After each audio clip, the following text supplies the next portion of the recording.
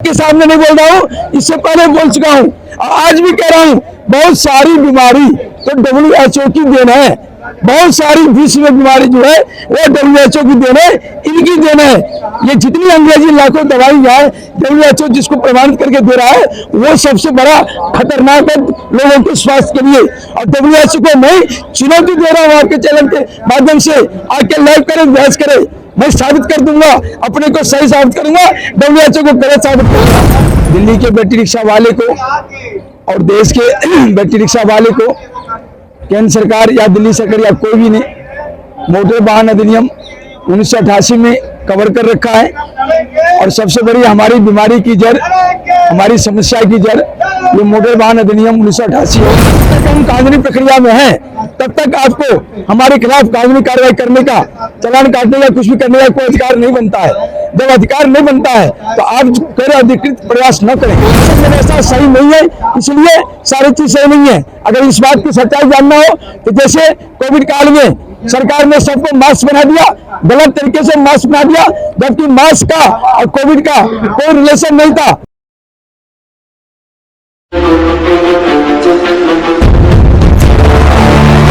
7 फरवरी को काटे गए चालान रद्द करो,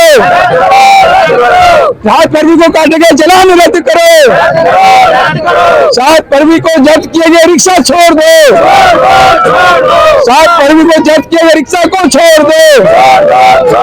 केजरीवाल शर्म करो, केजरीवाल मुर्दाबाद, केजरीवाल मुर्दाबाद, अरविंद केजरीवाल मुर्दाबाद। CCN न्यूज 24 के सभी दर्शकों को मेरा नमस्कार।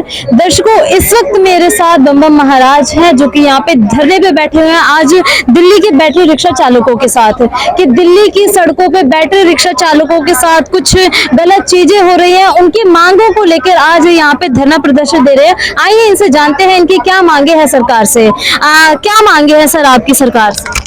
सबसे पहले मैं आपके चैनल को धन्यवाद देना चाहूँगा और आपके चैनल के श्रोताओं को भी धन्यवाद देना चाहूँगा और श्रोताओं से निवेदन करना चाहूँगा कि हमारी बात को आप अधिक से अधिक लाइक और शेयर करके सरकार तक पहुँचाएं।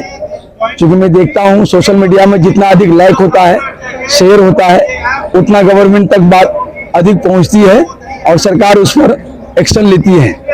तो मैं श्रोताओं को ये निवेदन करना चाहूँगा वो सिर्फ इसे देख के छोड़ न दें, लाइक भी करें, शेयर भी करें।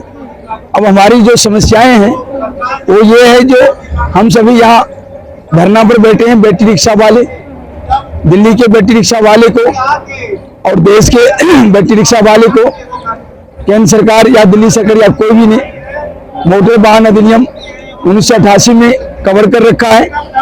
और सबसे बड़ी हमारी बीमारी की जड़, हमारी समस्या की जड़ ये मोटर वाहन अधिनियम 1988 है। मैं 16 फरवरी 2022 से ही सरकार का ध्यान आकर्षित करते आ रहा हूँ, जो मोटर वाहन अधिनियम 1988 से बैटरी रिक्शा वाले को साइड करे ताकि इसकी समस्या का समाधान हो।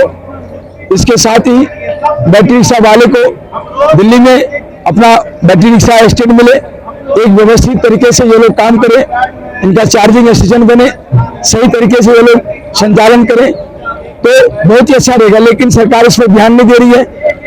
लेकिन जब हमारा बैटरी रिक्शा वालों को लेकर 16 फरवरी 2022 से लेकर बीच बीच में कई मेमोरेंडम, जिसमें कि 19/6/2022 प्रमुख है और 9/10/2022 दिल्ली सरकार को दिया गया, ये प्रमुख मेमोरेंडम है।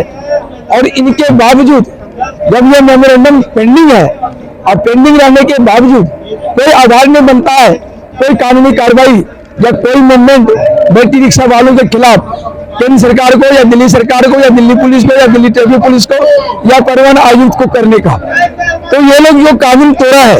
7 फरवरी 2023 को बैटरी रिक्शा को जब्त किया है, चालाने काटा है, जिसमें मोहम्मद शफीक का बैटरी रिक्शा भी है और संदीप का चालान काटा है वो भी है। तो हमारी मांगे हैं, सबसे पहले तो गलत तरीके से जो बैटरी रिक्शा जब्त किया गया है वो सभी के बैटरी रिक्शा मोहम्मद शफीक का बैटरी रिक्शा सहित तत्काल प्रभाव से छोड़ दें और संदीप का चालान सहित समस्त बैटरी रिक्शा वाले का जो चालान 7 फरवरी 23 को किए गए हैं वो सभी को रद्द करें और इसके साथ ही मोटर वाहन अधिनियम 1988 को भी रद्द करें और जब तक हमारा मेमोरेंडम आपके पास लंबित है तब तक कोई कार्रवाई तो बिल्कुल न करें।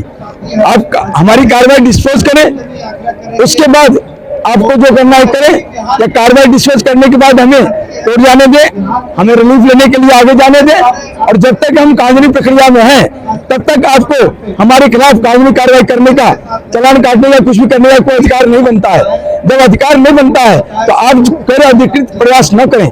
इसी सिलसिले में जो एसआई रामदेव है, जो हवलदार जगीर है, जो कांस्टेबल सुमित है, इनके खिलाफ मुकदमा दर्ज कर कानूनी कार्रवाई करे सरकार, इनको नौकरी से बर्खास्त करे।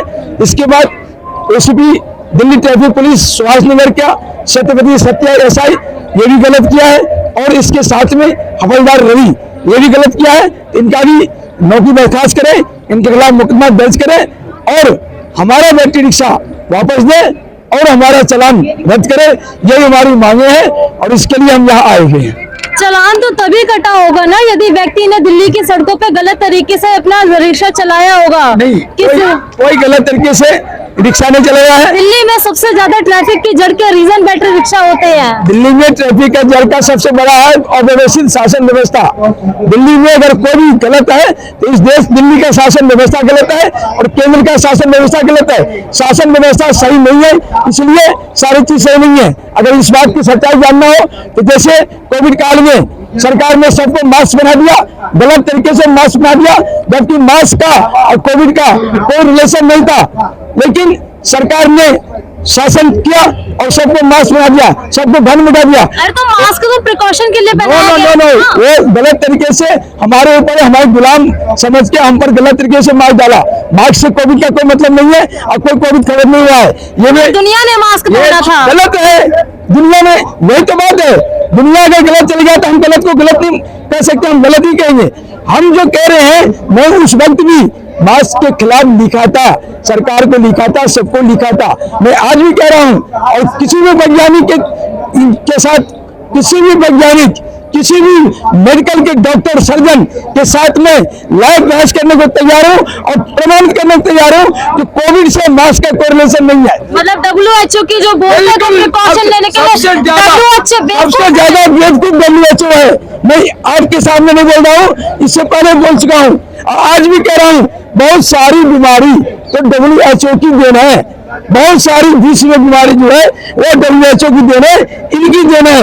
ये जितनी अंग्रेजी लाखों दवाई है WHO जिसको प्रमाणित करके दे रहा है वो सबसे बड़ा खतरनाक है लोगों के स्वास्थ्य के लिए। और WHO को मैं चुनौती दे रहा हूँ आपके चैनल के माध्यम से, आके लाइव करें, बहस करें, मैं साबित कर दूंगा, अपने को सही साबित करूंगा, WHO को गलत साबित करूंगा, क्योंकि WHO आज भी गलत रास्ते पर है। रागी छोड़िए, हमारी मांग बैटरी रिक्शा वाले की है। बैटरी रिक्शा वाले कभी भी गलत तरीके से इधर उधर आरती से अगर होता भी है तो इसके पीछे इनका दोष 1% है, 99% दोष सरकार का है। हमने सरकार से मांग किया कि बैटरी रिक्शा का स्टैंड दो।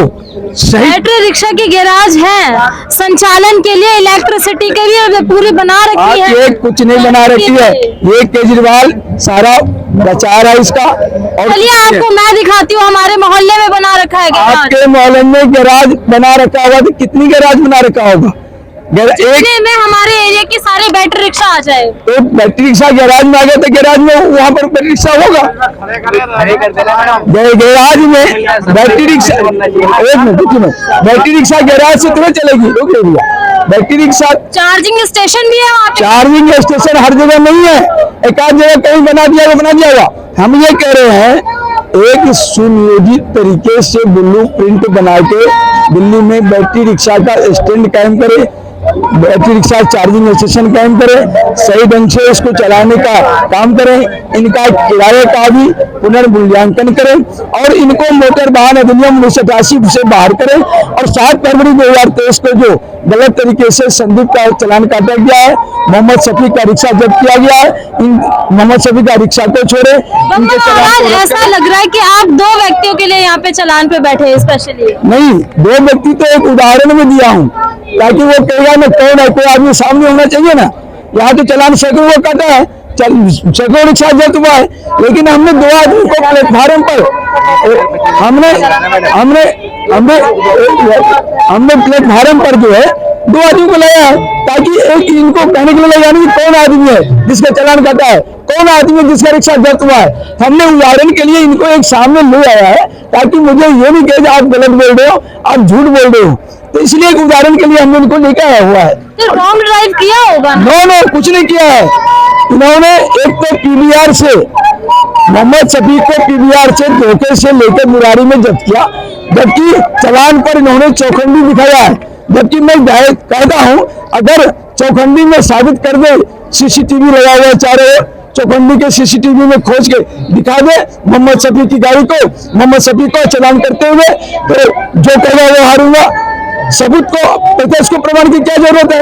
इनको पीवीआर से गलत तरीके से धोखे से उठा के बुआरी में जब्त कर दिया, कहता है चालान हो गया तुम्हारा, जब्त हो गया गाड़ी, और दिखाता है चौखंडी से। तो ये सब तो गलतियां है ना। ये जो एसआई रामदेव ने किया है, जो जयवीर ने किया है, जो सुमित ने किया है, गलती किया है। इसलिए इनका पावर का दुरुपयोग है। इनकी नौकरी जानी चाहिए, इनके खिलाफ मुकदमा दर्ज होना चाहिए, इनको बर्खास्त किया जाना चाहिए। ऐसे ही सत्यवती सत्या, इसका ये संदीप है, इसका गलत तरीके से रिक्शा को खाना भेजा हुआ था, अपने घर का सामान था, अब सामान लेके जा रहा था, क्या सामान लेके जा रहा है, उसको रोक लिया तो फिर मेरे से बात किया, कहता मैं छोड़ रहा हूँ। उसके बाद क्या छोड़ने के लिए उसको नोन लिखा वगैरह का अलग अलग का चलन काट दिया। मतलब ये पद के पावर दुरुपयोग किया, ऐसा सत्यवती सत्या और इसने हवलदार रवि ने।